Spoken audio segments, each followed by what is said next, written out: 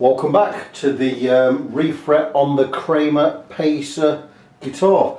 Something a little bit different today. I'm going to show you how I set up my neck jig ready to level, not just level with frets, but to take the edges off and bevel the edges. And what it is, you can see I've already got it strapped in or onto the jig. It's perfectly level. That's just my computer turning on. It's perfectly straight and level. I'm just going to get, before I tighten these up,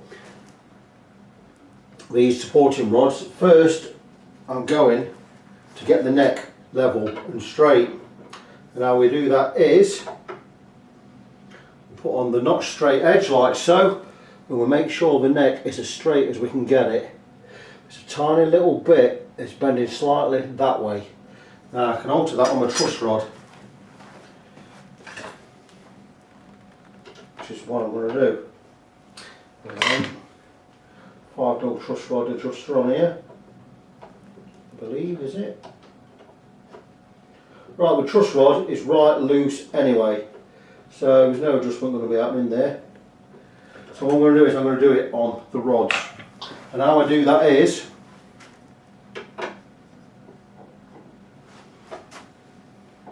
we see where we are. We're virtually straight anyway. So first, what I do first is I bring this one up, and I'm going to just let it touch, and as it touches I'm just going to push it slightly up because I know it needs to go up just a tiny bit. And what I'm going to do is then I'm going to check the level, and there you go. That looks good enough to me. Next we're going to bring this one up, and we're just going to touch it on the bottom of the guitar, nice a bit tight. What we're going to do is there, we're going to check again. And there you go, we've got a tiny little bit of relief in there, we don't want that. So what I'm going to do is I'm going to tighten the neck slightly.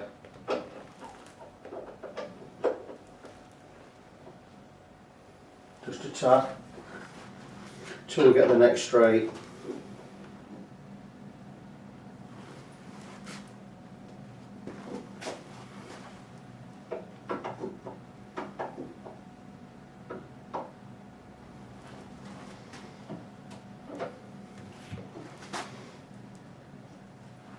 Right, there you go, neck is dead straight, I'm happy with that.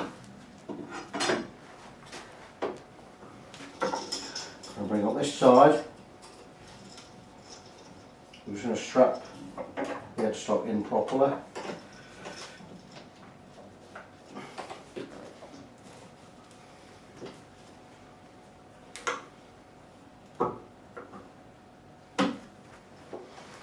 Always checking. There you go, that's done. Now what we're going to do is we're going to bring these last 2 rods in.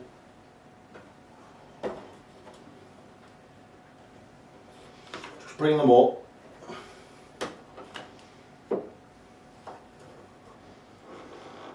And there you go. The neck is now perfectly horizontal. It's fully supported. It'll move and gnats, but we ain't worried about that because any we've got out on the neck, which we won't have. And that is now level. It's what I call the playing position.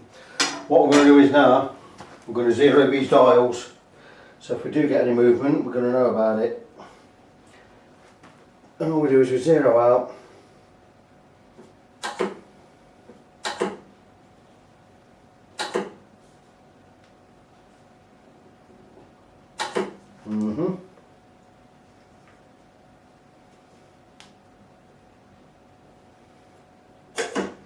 and there you go. That is now the neck. It's secured, it's level, both dials are zeroed out, and now I can start working on the frets. If we get any movement, these dials are going to move. So first we're going to pull it up, you see, like so, pull it up like so, they're going to move. So we're zeroed out there. I could zoom in just a little bit more just to show you.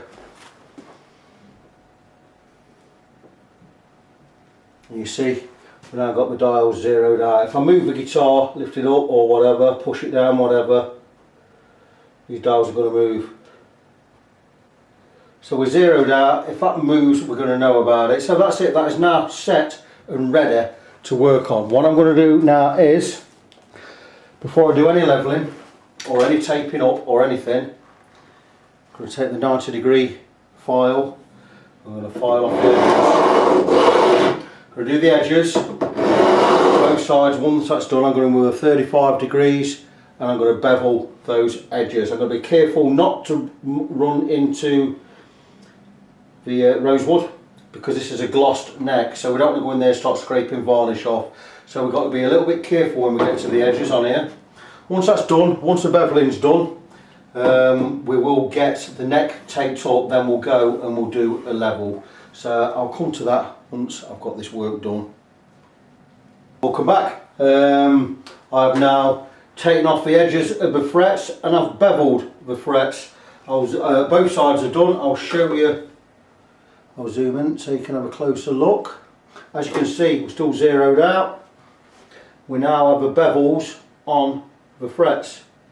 Now, I like to do this, well, it's the right way to do it. We get this done, we take the edges off first with the 90 degrees, blah blah blah, like so, with this file, and then we do the bevel.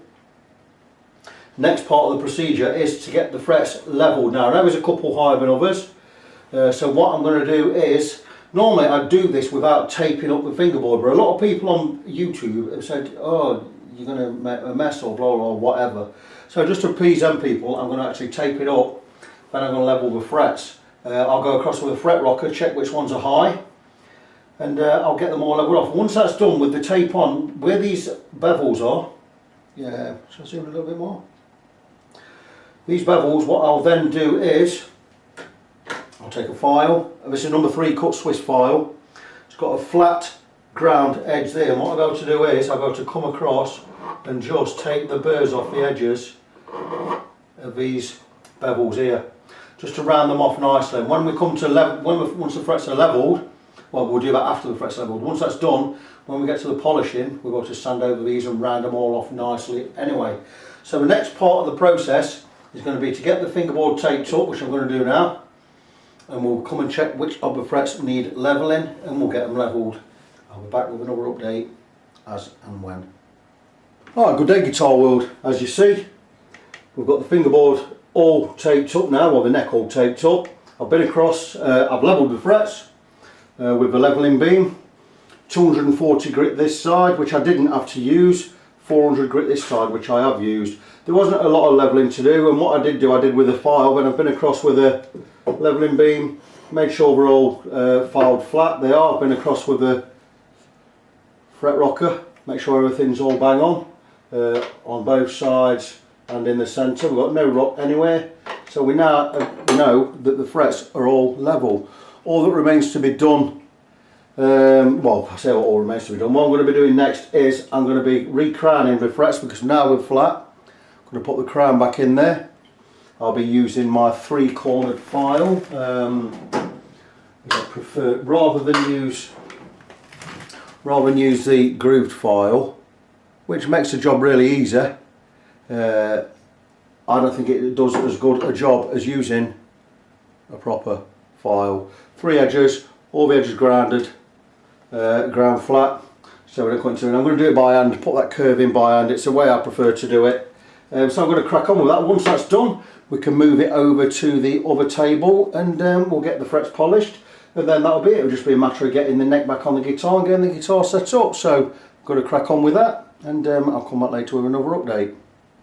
Right, we're now getting to the, which is, well, it happens to be my favourite part of the refret, and that is polishing the frets. It's not the easiest part, it's the most long-winded part. It takes longer than any other thing you do on a neck. That reason for that being that we use all different grits of abrasive paper. That being 1000 grit is the first run. Second run we'll be going over with 1200 grit. Blah blah blah. Third run we'll go with 1500 grit, and finally the final polishing we'll do with 2000 grit. We go both ways from both sides. We'll do the edges, then we'll do the top. We'll run across the, I've shown this before, a few times before. We'll go across the edges also of each fret, just to round off these bevels here. You know how it goes, I've done many videos of this type of work, so that's what I'm going to do. This will take me about, I'll probably spend 2 hours on the polishing itself, and once it's all done, I'll do a final polishing with some the finest grade steel wool. Now there's a lot of hoo-ha, people say, oh, fine grade steel wool's only like 600 grit. No, it ain't. It's nothing like 600 grit paper. 600 grit sandpaper, right? Paper, you can't compare sandpaper and wire wool, because steel wool, it works totally different to sandpaper. Believe me, 0000 steel wool, right, will give you a high polish, a much better polish than 2000 grit paper. So I don't know where they're getting that from. Maybe it's partly true, you know, but it's also completely false. I've been doing this work for years. Let me tell you now, finest grade steel wool 0000 is perfect for doing your final polish, because it'll bring shine right out. I know what I'm doing with these guitars. You know, and I know what works best.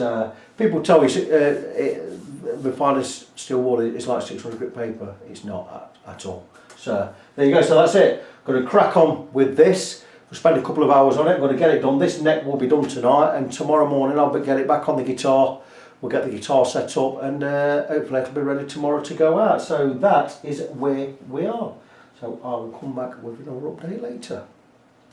Good day, here we are again with the Kramer Pacer FT202S. Just finished polishing the frets. I've been across with 4 different grits of paper.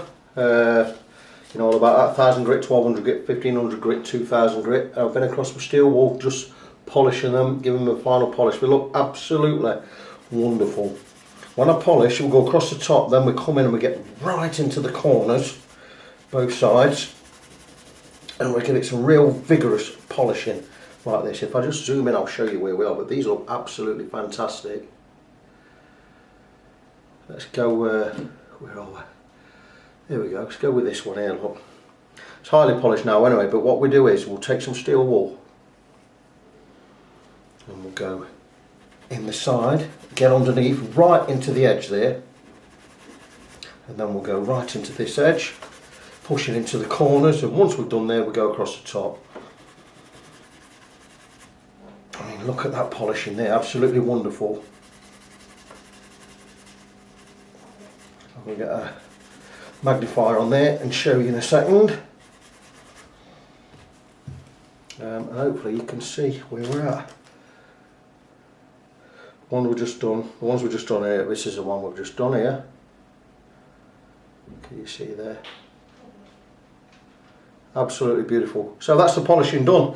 All that remains to be done now is I'm going to remove the tape from the neck.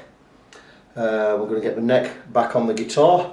We'll oil the fingerboard. We'll get some strings on there, get a new nut on there, get some strings on there, get it set up, and the guitar is ready. Really pleased with how this one's come out again. Lovely beveled edges here, all nice and round, no sharp bits anywhere. Absolutely beautiful. And this is where we are with the new frets. Beautiful. What do you think to that? Nice and shiny, level, all in nice at the edges, bedded in really, really well. Really pleased with that again. What remains to be done now is I need to oil the fingerboard because it's looking a bit dull. I've used Kaiser lemon oil, spray on stuff, excellent stuff. I need to get that done. I'm going to cut a new nut. I've got a new nut. I buy my nuts now from Black Dog on eBay. It's a 43mm nut. We decided to go with graphite. I wish Black Dog had stopped sending me these plectrums, because I get one every time I order from them. I've got about 500 on them. Got a graphite nut, 43mm. It could be too high, I guarantee that. But that is going to fit there beautiful. It's going to sit on there. I'm going to get my new nut cut and shaped. Once I've got the strings on there, that'll go really, really well. Looks nice. I'm quite pleased with how that's turned out. Yeah, excellent. So I'm going to crack on with that. I'm also going to hardtail the bridge, as mentioned. It's got a fulcrum type tremolo fitted, not a Floyd Rose, just a fulcrum type standard Stratocaster type tremolo, which he doesn't use. Decided we're going to hardtail that, so we're going to get some blocks of wood in the back there. I've got some pine Sat outside, quite a lot of pine. I've got loads of it. I've got planks and planks of pine. So I'm going to cut some of that up, thin some of that out and make some blocks for the bridge. So I'm going to crack on with this. Hopefully get it done today and sort it out. I can have it back later. So back in a bit. Right, hello guitar people. Update on the Kramer, whatever it is, Kramer Pacer. Had a problem. I refitted the neck, put it on. My neck was just not right at all. It was too far back, meaning the strings when I got to the bridge were basically the strings were touching the fretboard at this end here. So I thought, right, so I took the neck back off, I had a look at it, I thought, right, I'll make a shim, I'll shim this end. And why shim? The problem was the neck was angled back like that. So I thought I'll shim this end and bring it down a bit. So from that angle we're going to go back to that angle anyway. Tried that and I thought no, it's not right. So I looked at the neck pocket, I scraped some old paint out of there and I checked it again and I put the screws back in and this morning it's fine. So what I'm doing now is I'm fitting a new nut. Now I'm going to show you the nut here. The nut's a lot higher than it needs to be. But I've glued the nut on as it should be so it's straight and I'm going to carve the nut itself and I'm going to carve the slots. So if you can see there, if you look really close, the E and the A strings have been cut right deep into the slots. This one hasn't. And what I tend to do is I'm going to cut the slots first, make sure we get the depth right. I'll go between 0.3 at this end millimetres and 0.5 at this end millimetres, and we're grading it up according. So that's the distance between the top of the fret and the bottom of the string. So at the top here I'll be going 0.3 mil, at the bottom here I'll be going 0.5 mil. And I'm going to cut the slots. Once I've cut the slots, I'm going to remove the strings, then I'll carve back into the nut and take all that excess off the top. So I hope you can see that. Zoom in if you need to. There you go. And I'm going to show you how I do that. Now my neck is all straight and everything. Have a quick look at the frets while you're here, because it's had a refret, complete refret.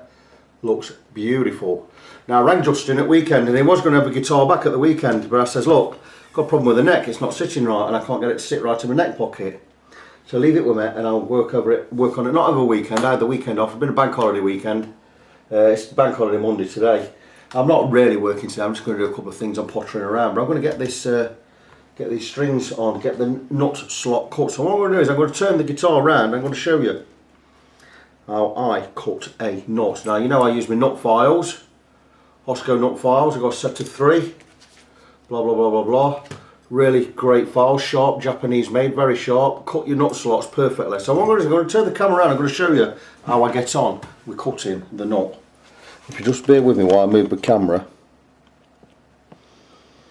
And we're probably not the best angle here, but you know, I'll get you there. You'll be able to see what I am doing. And so, as you can see, if I just remove this string, see how deep I've had to cut these slots to get the strings right. And what we're looking for, what I'm particularly looking for, I'm going to go with a 0.4mm feeler gauge, and I want that string now to come and touch the feeler gauge, so you can see how much higher I am on there. I'll just zoom in just a little bit. I use 0.4mm as a benchmark. Right, we're going to go there, I'm not going to go any closer. Right, so here 0.4mm, we're still a bit high here.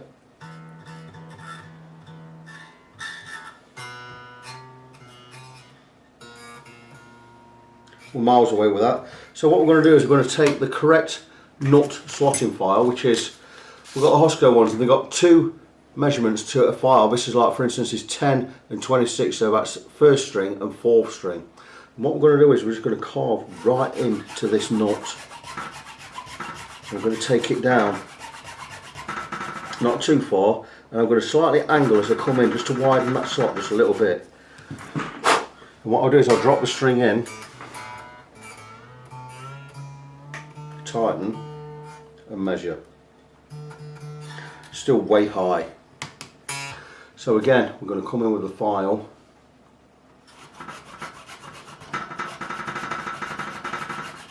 I'm also slightly angling the file back, so when the strings come and hit the nut, they hit the nut, then they angle backwards and they go down to the string. It just stops us getting getting a sitar sounding string. Now when we get close to like we are now, what we do is we take us time.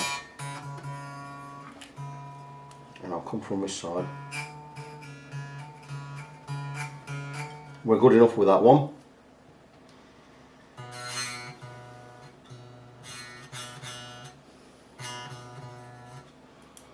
Again, we'll check again, 0.4. That's fine. That's doing nothing, so we need to come a little bit deeper with this slot again. Get the right file with 36, and we're just gonna, just a couple of strokes, slightly widen.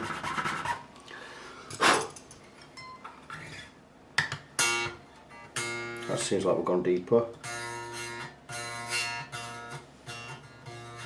Still go a little bit deeper. Make sure we're on 36, which we are. Try not to go too deep, just a few strokes at a time. We're there, I can tell because we've lowered it. That's fine, and this one.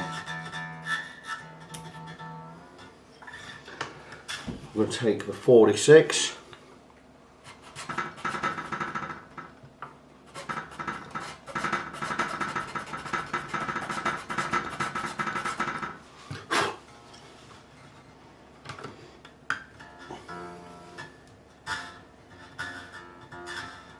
That's beautiful, we're there on that.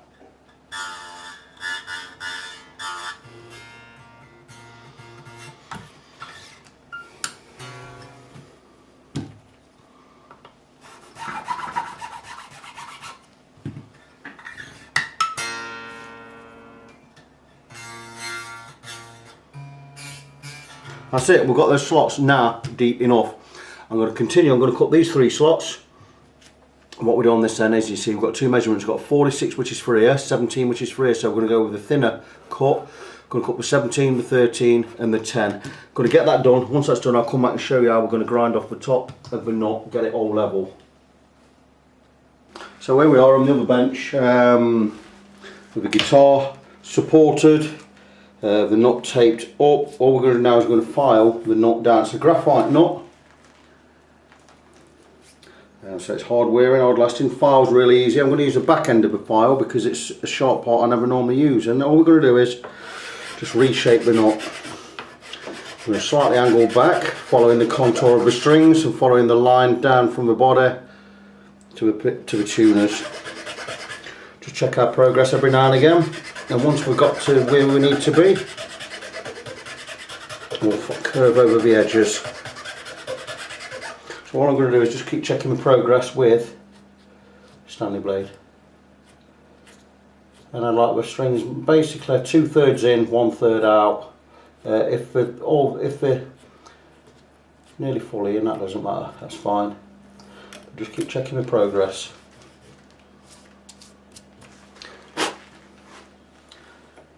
And that's it, so I'm going to crack on with that.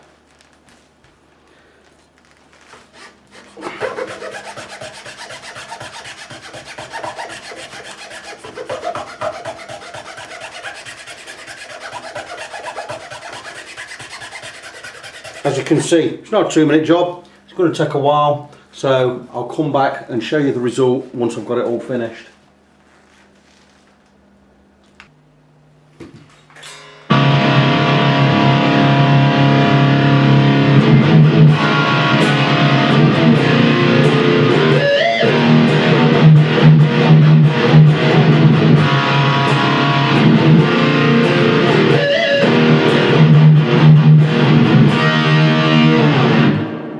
There you go, Kramer Pacer FT202S or something of that ilk, all finished. A couple of extra things I've done. I mean, the last thing I had to do was cut the nut, which I've done. You see, that's nice. You'll notice something there as well. There's now a truss rod cover which I've just fashioned out of a piece of 3-ply I'd lied about. I've just fashioned it on my Dremel in a vise over there, so we've now got a truss rod cover. And I've talked with Justin about blocking off his tremolo and making it a hardtail. And have a look in there, there you go. Got a block of wood at the back and at the front of a tremolo. That tremolo is now a hardtail, it's not going forwards, backwards, up and down or anything. It's a hardtail guitar. It's a beautiful guitar. He did tell me what pickups they were, I don't remember what they are. They're both Seymour Duncans. This guitar, the pickups are amazing. He paid $99 for this, or 99 quid or whatever he paid. It's an amazing guitar. It's got a couple of dings and knocks in there, nothing major. 2 springs in the back. It's got no back plate. I couldn't make him one because I didn't have enough 3-ply material, but he says he's going to buy one anyway. Got a new nut on there, and the guitar has had a complete refret. It looks fantastic. The fret job has gone really, really well. I've already shown you the frets. That's all now ready to go. There are no dead notes anywhere. It plays everywhere up and down the neck. Got the action right. I did have a problem with the neck. It wouldn't set right. It was just a matter of taking it back out, clearing up the neck pocket, pouring it back in, resetting it, and altering a couple of the bolts around at the back. One of the bolts was a bit bent. It had to go in a particular hole. It went in that one, and it's absolutely fine now. The action is absolutely brilliant. The tremolo's level. The radius is done on the bridge. It's had a complete setup. I've tightened up all the tuners, and the guitar, you just heard the guitar, it sounds amazing. It's absolutely beautiful. So that's it. It's another one done. A couple of extras. I'm not charged him for that. I'm not charged him for truss rod cover. But that's it. It's a regular, like I say, it's a regular client. It comes all the time. So you know, that's it. The guitar is done, finished, complete. Finito completo. So I'm going to get in touch with him now, see when he wants me to take it round to him. Really nice guitar, fun project. I'm going to see when he wants it back, and we'll get it sorted out, and that will be that. So until the next project, guitar people of the world, be good to each other, and I will see you soon.